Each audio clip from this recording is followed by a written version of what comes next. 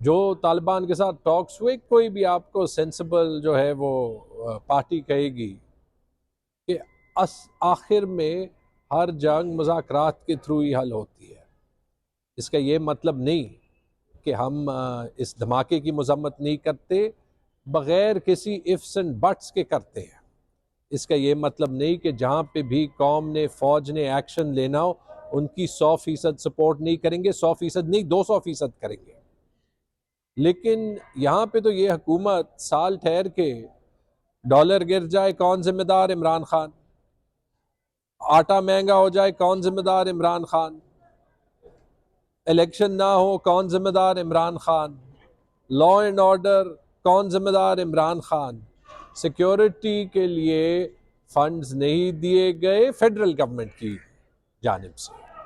آپ پچھلے 3-4 سال کے بجٹس اٹھا لیں، پولیس کا بجٹ ڈبل ہو چکا ہے، سی ٹی ڈی کا بجٹ ڈبل ہو چکا ہے۔ یہ ضرور ہوا کہ آخری سال میں جب ہم بولتے رہے کہ ہمیں جو آپ ہمارے 250 ارب روپے نہیں دے رہے، اس کا ایک امپیکٹ ہوگا۔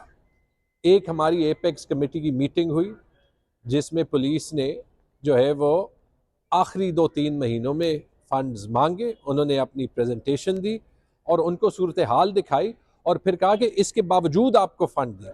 میرے خیال میں ایک بڑی حیرت انگیز سٹیٹمنٹ ہے، اور اس کے علاوہ ایک غیر آئینی اور غیر قانونی سٹیٹمنٹ بھی ہے، لیکن اس لیے تو ہم کورٹ گئے تھے۔